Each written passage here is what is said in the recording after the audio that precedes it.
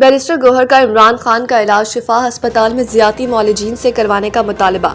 समाजी राब्ते की website x पर उन्होंने पैगाम जारी किया कि आज सुबह 2 बजे मुझे एक मैसेज के जरिए इतना बताया गया कि बानी पिम्स अस्पताल इंजेक्शन लगाने के लिए लाए थे, ताहम मुझे पेश की इत्तला नहीं थी। चेयरमैन ने कहा कि हमारा मुतालबा आज भी वही है कि बानी का शिफा इंटरनेशनल अस्पताल से अपने डॉक्टर्स और फैमिली की मौजूदगी में मुकम्मल चेकअप और इलाज हो। वाज़ेह रहे कि इमरान खान को फॉलो अप तिबी मुआयने के लिए Pakistan institute of medical sciences मुंतकिल किया गया, जहां इनकी आंख के इलाज का एक अहम मरहला मुकम्मल कर लिया गया। प्रेस रिलीज के मुताबिक अरियाला जेल में कैद इमरान खान न्याजी को 24 फरवरी 2026 को आंख के इलाज के सिलसिले में anti-VEGF इंट्राविट्रेल इंजेक्शन की दूसरी खुराक लगाने के लिए अस्पताल लाया गया।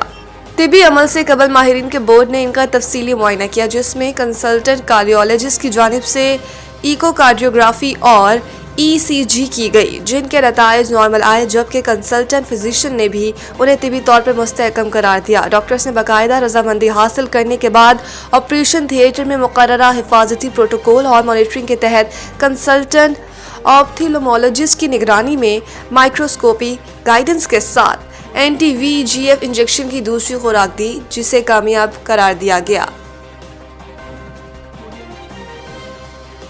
IMF से टैक्स हदफ में 100 अरब तक कमी की दरख्वास्त करने का फैसला। इब्तिदाई तजावीज़ पर तैयार की गई है कि IMF से 100 अरब रुपए तक टैक्स हदफ में कमी के लिए दरख्वास्त की जाएगी। कम से कम ये 50 अरब रुपए तक हो सकती है। FBR ने मुज़ाकरात के लिए तैयारियां तेज कर दी हैं और ये तजावीज़ हुकूमती सतह पर टॉप लेवल पर भी डिस्कस हुई हैं। वज़ीर-ए-आज़म शहबाज शरीफ की हदायत के मुताबिक FBR की तैयारियां जारी हैं। प्रेजेंटेशन फाइनल होने के मराहिल में है। हालिया दिनों में जब IMF से इक्तिसादी जायजा के लिए तैयारियों पर वज़ीर-ए-आज़म को ब्रीफिंग दी गई, तो वज़ीर-ए-आज़म ने हदायत की कि वो रवा माली साल 30 जून तक कोई टैक्स न लगाया जाए और FBR नया टैक्स लगाए बगैर टैक्स हदफ पूरा करे। मिनी बजट लाए बगैर टैक्स आमदन के हदफ के करीब तर पहुंचने के लिए तमाम कोशिशें बरूए कार लाई जाएं। FBR को रवा माली साल जुलाई से जनवरी 392 अरब रुपए रेवेन्यू शॉर्टफॉल का सामना है।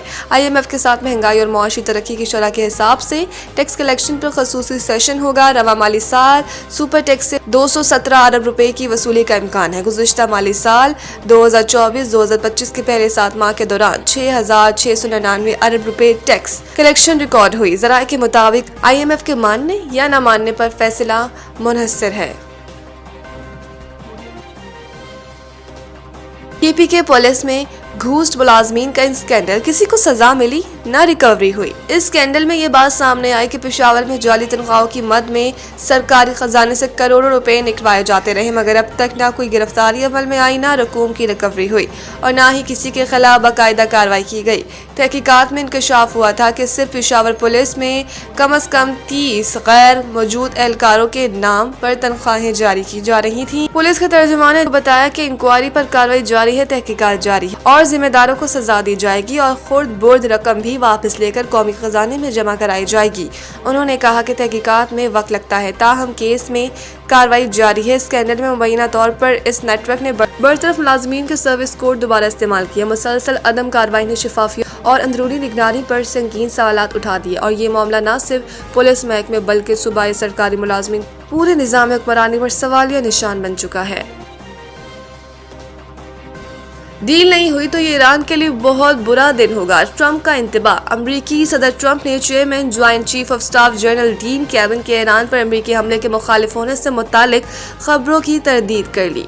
अमरीकी सदर ने कहा कि जनरल डैनियल केंस से मुतालिक कई खबरें गर्दिश कर रही हैं कि वो ईरान के खिलाफ जंग में हमारे साथ नहीं है। ट्रंप ने इनकी रिपोर्ट्स को फेक न्यूज करार देते हुए कहा कि इन खबरों में कोई सच्चाई नहीं और ये 100% गलत है। अमरीकी सदर ने कहा कि इस हवाले से वो खुद फैसला करेंगे। ट्रंप ने कहा कि वो ईरान के साथ मुआहदे को तरजीह देते हैं, लेकिन अगर मुआहदा ना हुआ तो ईरान के लिए बहुत बुरा दिन होगा। ईरान को संगीन नताइज का सामना करना पड़ सकता है। याद रहे कि जोहरी प्रोग्राम के हवाले से अमरीका और ईरानी वफूद के दरमियान जुमेरात को अहम मुलाकात होगी। जिनीवा में होने वाली मुलाकात में अमेरिका की जानिब से स्टीव विटकॉफ और जेरेड कुशनर शरीक होंगे।